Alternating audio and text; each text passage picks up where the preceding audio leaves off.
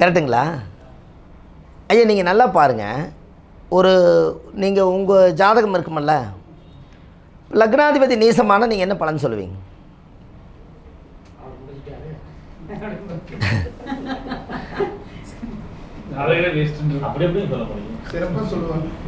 Sir லக்னாதிபதி நீசம், ஏதோ ஒரு இடத்துல போய் நீசம், அது ரைட்டுங்க ஐயா. நான் சொல்கிறேன் லக்னாதிபதி நீசம் சும்மா ஒரு ஜென்ரலாக அப்படி சொல்லி வச்சுருப்பாங்க இல்லைங்களா? லக்னாதிபதி நீசம். சார் ஒரு விஷயம் சொல்கிறேனே சார், 2 விஷயம் இருக்குது. உங்கள் பாதம் பட்டா அந்த புண்ணியம் நமக்கு வரும் அப்படிங்கிறாங்கல்லங்க. அதுக்கு ஒரு பரிகாரம் என்னென்னா, முதல்ல ஒரு ஜாதகத்தை பாருங்கள். லக்னாதிபதி போய் நீசமாயி, அதுக்கு வீடு கொடுத்தவரும் போய் நின்ன வீட்டுக்கு அதிபதி போய் நீசமானா, இவர் போய் எங்கே கால் எடுத்து வைக்கிறாரோ அந்த வீடும் கெட்டு, அவர் போய் எங்கே உட்காராரோ அந்த வீடும் கெட்டு போயிடும். எப்படி? லக்னாதிபதி போய் எந்த வீட்டில் நீசமாகுதோ அந்த பாவம் கெட்டு, அந்த வீட்டுக்கு அதிபதியும் போய் நீசமாயிட்டா, இவர் எங்கே போய் கால் எடுத்து வைக்கிறாரோ அந்த வீட்டுக்கு நெகட்டிவ் ஆகி, அந்த வீட்டுக்கு அதிபதி கெட்டு போனால் இன்னொரு வீட்டுக்கு போனதும் கெட்டு போயிடும். புரியுதுங்களா? ஒரு ஜாதகத்தில் புரியுதுங்களா? சரி, அப்படியே உள்டாவாக வாங்க. ஒரு லக்னாதிபதி போய் எந்த வீட்டில் போய் இருக்கிறாரோ அந்த வீடு கொடுத்தவர் உச்சமாயிட்டார்னா, அவர் அந்த வீட்டுக்குள்ளே போயிட்டு வந்தோடனே அவருக்கு எல்லா யோக வேலை செய்யும் வீட்டுக்காருக்கு. எப்படி? இது உங்களுக்கு புரியலையே? என்ன புரிஞ்சுதுங்க? சார் எனக்கு நான் விருச்சிக லக்னம், என்னுடைய லக்னாதிபதி செவ்வாய் சிம்மத்தில், அதுக்கு வீடு கொடுத்தவர் யாருங்க ஐயா? எனக்கு உச்சம்ங்க ஐயா ஜாதகத்தில். இப்போ சொல்லுங்கள். லக்னாதிபதி போய் சிம்மத்தில், அந்த சிம்மத்துக்கு அதிபதி எனக்கு சித்திரை மாதம் நான் பிறந்திருக்கேன். சொல்லுங்கள், வீடு கொடுத்தவர் உச்சமா? அப்போ நம்ம ஒரு இடத்துக்கு போனாலே அந்த அழுக்கு சுத்தப்படுத்துகிற மாதிரி ஒரு பரிகாரம் சொல்கிறோம்.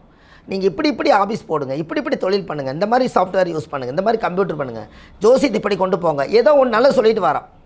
அப்போ அந்த நெகட்டிவ் எனர்ஜி இல்லாமல் பாசிட்டிவ் எனர்ஜி சொல்கிறதுக்கு முதல் நம்மளோட பிறப்பு ஜாதகம், நம்ம லக்னாதிபதி பலம் பெற்று வீடு கொடுத்துரும் பலமானா எந்த வீட்டுக்கு போனாலும் நம்மளுக்கு ராஜயோகம்.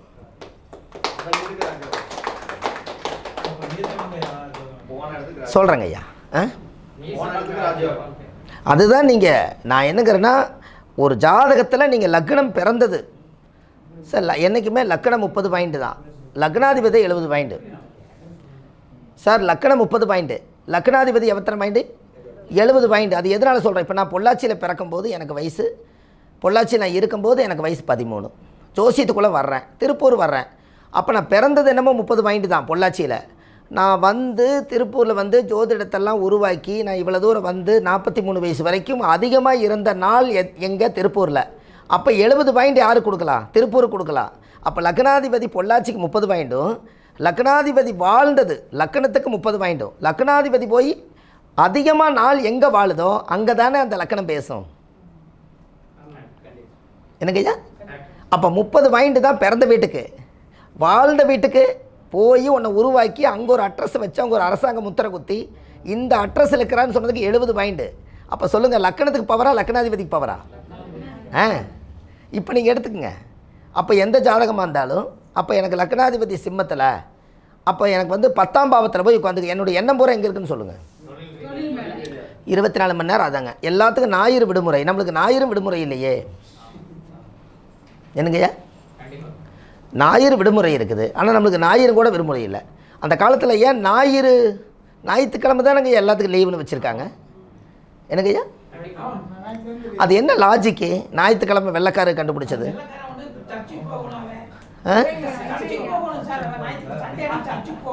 பரியா? சரிங்க ஐயா.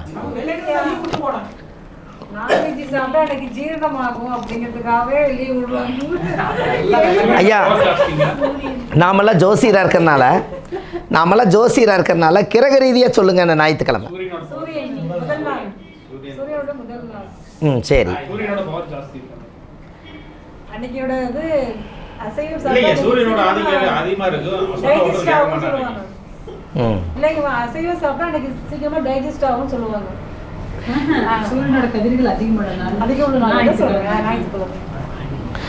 சரி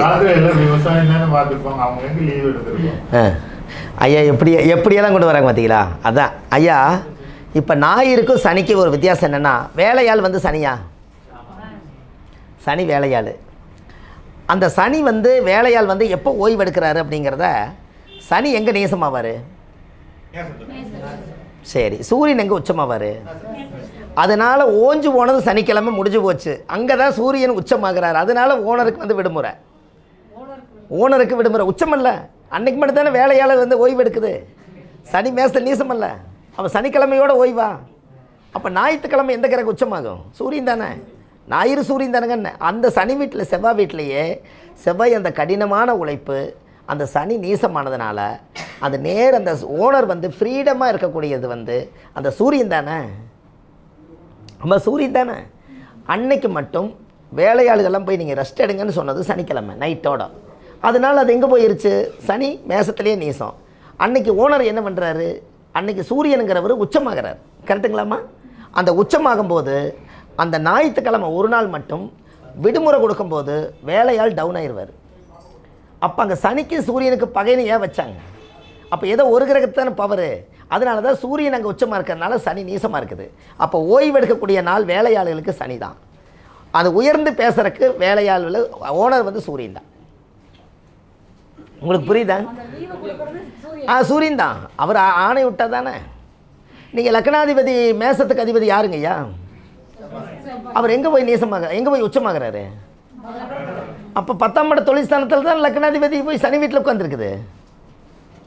அதுக்கு உண்டானவரே போய் அப்போ என்ன ஆகிறாரு? சனி நீசமாகிறாரா இல்லையா? அப்போ செவ்வாய்க்கும் சனிக்கும் பரிவர்த்தனை இருக்கா இல்லையா? கரெக்டுங்களா? அங்கே சூரியனுக்கு பரிவர்த்தனை இல்லைங்க. இது ரெண்டுக்கு தானே பரிவர்த்தனை. என்ன சனிக்கும் செவ்வாய்க்கும் தொடர்பு இருக்கலைங்க. என்ன இதெல்லாம் வந்து நாம் ஆராய்ச்சி பண்ணி வைக்கிறதாங்க.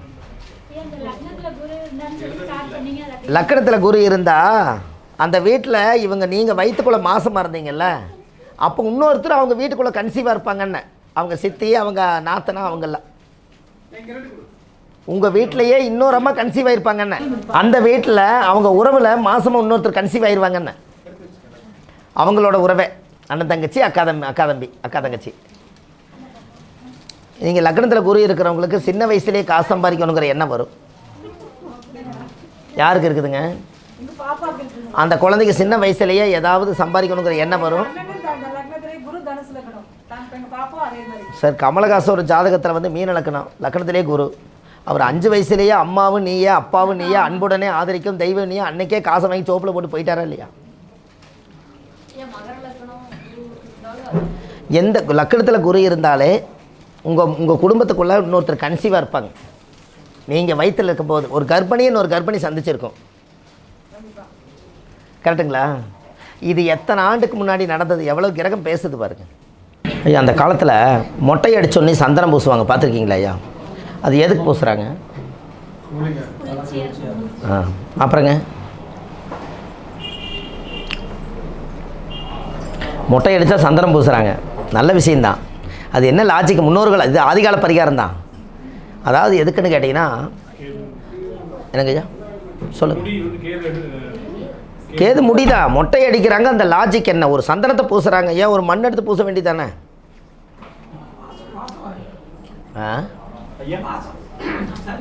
வாசமாக இருக்கிறதுக்குன்னு சொல்கிறார்.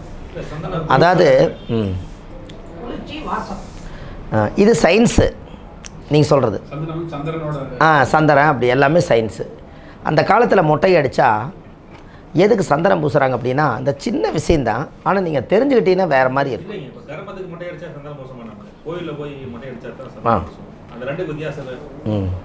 இல்லை, அது நான் சொல்கிறேன் உங்களுக்கு. முதல்ல சந்தனம் வந்து யார்? சனி வந்து யார்? கருப்பு முடி வந்து சனி. நம்ம ஒரு வேண்டுதல் வைக்கிறோம், கஷ்டம்னு சொல்லி வேண்டுதல் வைக்கிறோம், அதுக்கு தான் முடி கொடுக்குறோம். அப்போ அது கஷ்டம், வறுமை எல்லாமே இருக்கிறனால நம்மளோட உடம்பில் இருக்கக்கூடிய எல்லா வறுமைகளும் இதோட போய் இந்த மொட்டை அடிக்கும்போது அந்த முடியோடு போய் ஒரு குருவை வந்து நீங்கள் இயக்குறீங்க. எப்படி? ஒரு தனத்தை வந்து இயக்குறீங்க. ஒரு கோவிலில் போய் ஒரு கர்மாவை நீங்கள் தீர்த்துட்டு வரும்போது சனியோட ஆதிக்கம், அதையெல்லாம் வெளியே வச்சுட்டு அந்த குருங்கிற ஒரு சந்தனத்தை நீங்கள் பூசும்போது அந்த குருங்கிற சக்தி அதுக்குள்ளே வந்துடுதா? அப்போ அதுலேருந்து அவர் வந்து ஒரு சுப நிகழ்ச்சி நடக்க ஆரம்பிக்குதா? அதுக்காகத்தான் அதை வச்சுருக்காங்க. அப்போது வறுமையின் நிறம் சிவப்புங்கிற கோட்டிலேயே எல்லோரும் வாழணும்னு எதாவது விதி இருக்கா? ஒருத்தர் சொல்கிறாரு, நான் குடத்துக்குள்ளே எரியிற விளக்காவே நான் வாழ்ந்துட்டு இருக்கிறேங்க, நான் இப்போ வரைக்கும் நான் வெளிச்சத்துக்கு வரலைன்னு சொன்னார். நான் மறுபடியும் ஒருக்க கேட்டேன், இதுவே தான் அவர் சொன்னார், நான் குடத்துக்குள்ளே எரியிற விளக்காவே இருக்கிறேங்க, நான் வெளிச்சத்துக்கே வெளியில் வரலைன்னாரு. நான் சொன்னேன், இப்போ நீங்கள் சொன்னதுலேயே பரிகாரம் இருக்குது. இனிமேல் நீங்கள் என்ன பண்ணுறீங்கன்னா, கும்ப ராசி தான் நீங்கள் குடத்துக்குள்ளே எரியிற விளக்குன்னு யாரோ ஒரு பழமொழி சொல்லிட்டாங்க. அந்த பழமொழி சொல்லிவிட்டு நீங்களும் வாழ்ந்துட்டு இருக்கிறீங்க. இனி காலையில் குடத்துக்குள்ளேயே பற்ற வைங்க. ஒரு நவதானியம் 9 நவதானியத்தை எடுத்து முக்கால் குடத்துக்கு ஒரு 2 கிலோ நவதானியத்தை அந்த குடத்துக்குள்ளே போட்டு பூஜை ரூமில் வச்சு ஒரு கையேற்றுற அளவுக்கு ஒரு மண் விளக்கை உள்ளே பற்ற வச்சு ஒரு 5 நிமிஷம் சாமி கும்பிட்டு இனிமேல் நான் வாழ்க்கையில் வெளிச்சத்துக்கு வரணும்னு எடுத்து கடவுளுக்கு வைங்கன்னு சொன்னேன். இப்போ 48 நாள் அவர் செஞ்சுட்ருக்கிறாரு, நல்லா இருக்கார். நீங்கள் அதுக்குள்ளேயே இருக்கீங்க, நான் வெளியே வரணுமில்ல.